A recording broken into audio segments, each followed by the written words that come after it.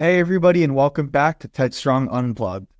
This is episode 17 of our series, and I'm your host, Atan Solomon.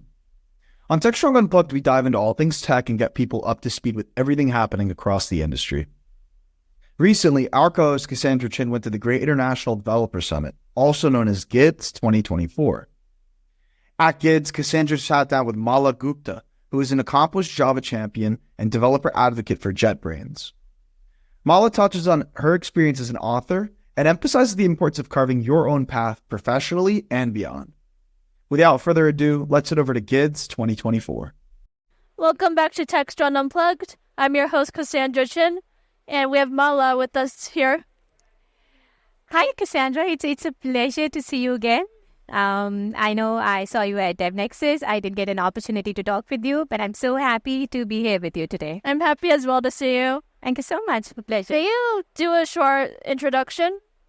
Yes, I'm an author, a Java champion.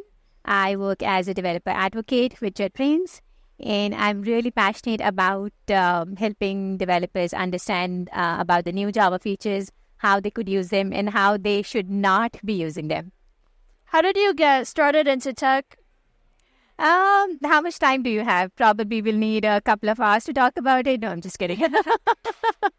So that started way back when I was in school. So when I was in class 6th. So we had programming introduced in our school. So I was 10 years old. And that was the day I decided I want to be a programmer.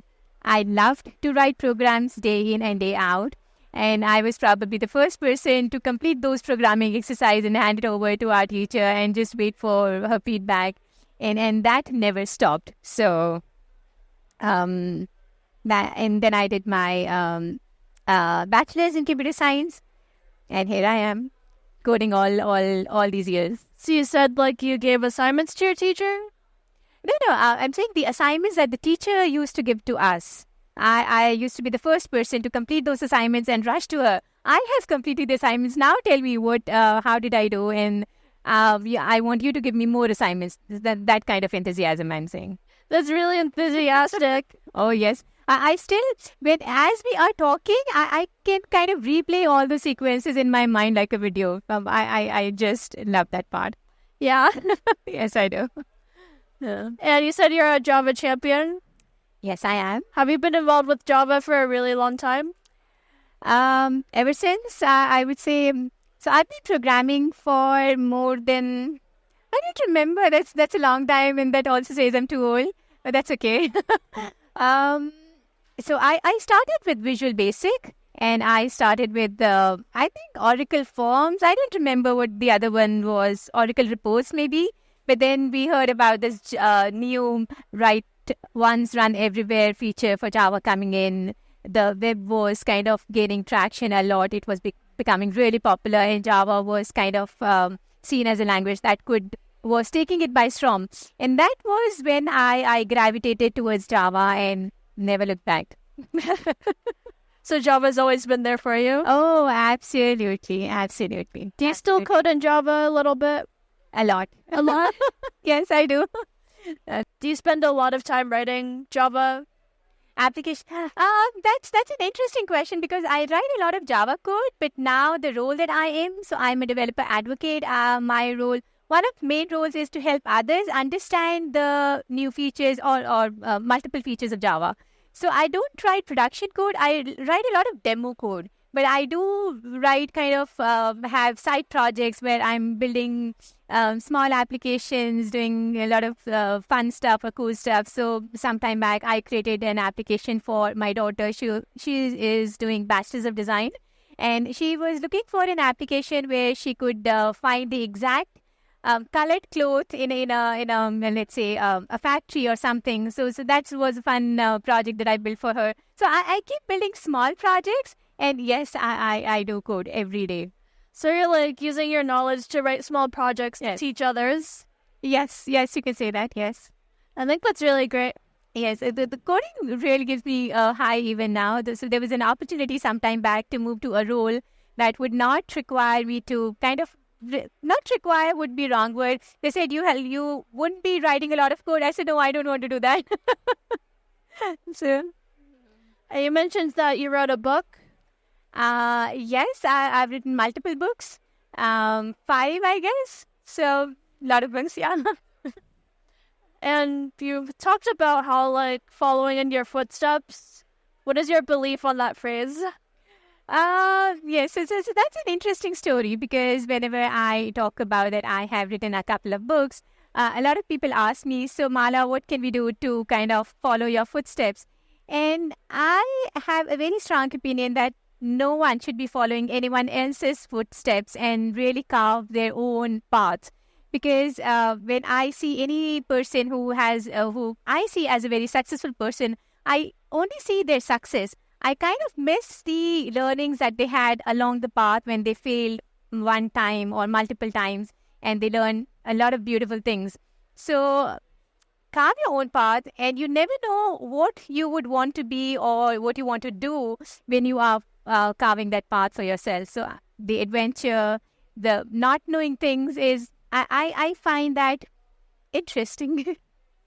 I find that saying interesting because I actually get asked that a lot if I'm following in my dad's footsteps. I could sense that. I could sense that because he's a rock star. So, of course, that's an obvious question. So what's a better way I can tell people that I'm different than him? You definitely are different than him. You just say that.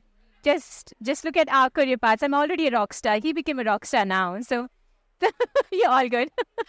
So I'm doing my own thing? Yes, of course, you are. You are. And I believe you want to talk about other, like, personal values. Yes. So the couple of values that that really close to my heart and that makes the person that I am. I would say being trustworthy and let's focus on being trustworthy. Okay. So why do you think that's really important?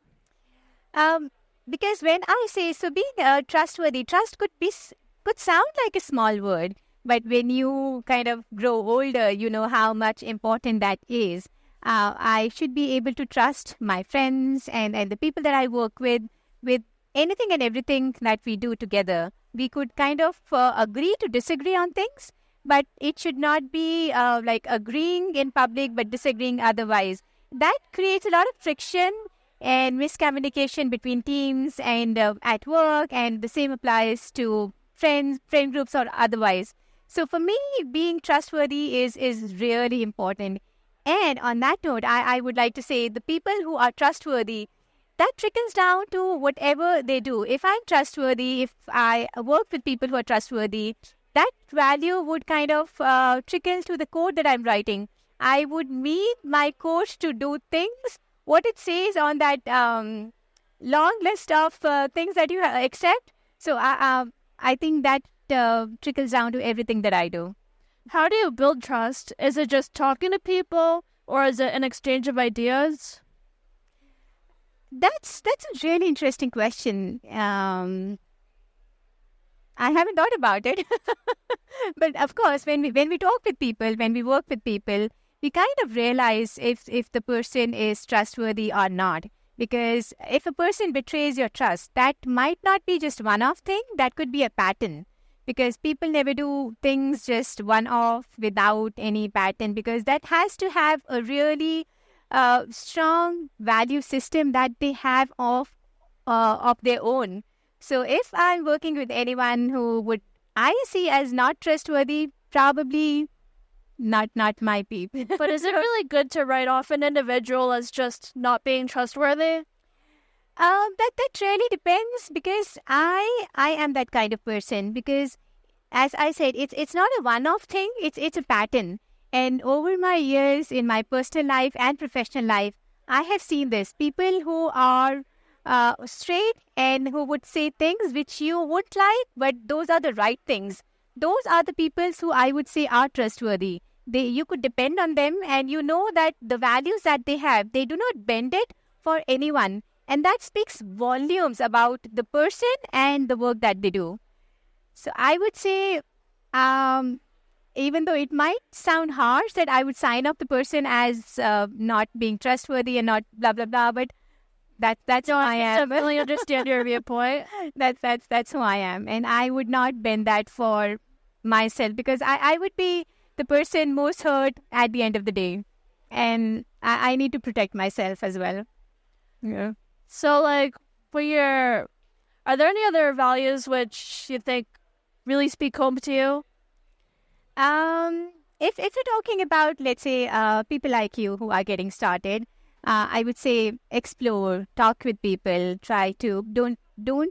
I know I don't have to tell this, because the age you are in, you probably are better placed on those things, like talking with people and exploring things, and not limiting, not having any limits to anything that you try to think or do.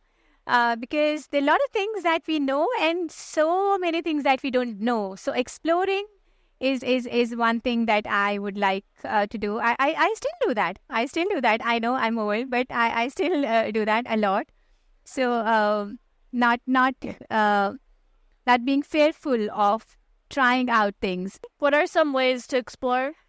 There could be a lot of things to do. One is to talk with people and to understand what is it that interests you. And then you might gravitate towards a few of the things.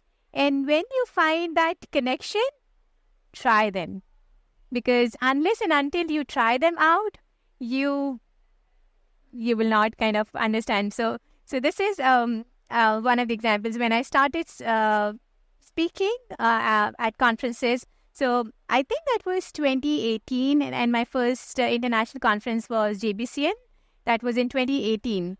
And that was a lot of, I would say, painful procedure for me. I was traveling. I was traveling alone. I had no clue what to do, blah, blah, blah. A lot of fears and those kind of thing. But I followed my heart. I went there and I presented my session. And I'm so happy that I did, because I learned so many things. So again, it's like you kind of have, if you have any, how do I express that? If you think you're liking something, go for it. You never know what you kind of make of it. It can be really difficult because traveling alone and giving a talk for the first time. Oh, yes, it was. I was kind of asking myself questions. Why am I doing this to myself? Why am I kind of doing this for the people that I don't know, the audience that I don't know? But I did it, and I don't regret even a bit of it. I'm loving the friends that I made on that day. I met so many amazing people. I still get to see those people. I get to talk about what I like. So those people you met, do you feel like you've built a relationship built on trust? I would say yes, because so trust really comes in when we are working together. So if I'm just saying hi to a person, then I might not be talking about trust.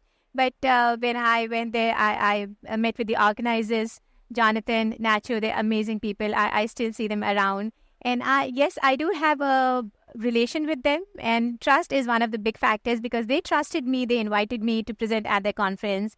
And I trusted them to kind of help me with whatever I would need. And so that was a trust built, formed. It's still there. And so it's kind of an exchange where you know that you can rely on the person and they can rely on you. Absolutely. It's a two-way street. Definitely. Yeah. I think that's really important. Yes, it is. Yeah. So I think we've had a really good talk, Mala, about lots of personal values. And I've definitely learned a lot from you. Thank you so much, Cassandra. It was a pleasure to talk with you. And I'm very proud of what you're doing. And I wish you good luck. And I hope you do much better. You're already a rock star. Thank you. You're a rock star too. Oh, thank you so much.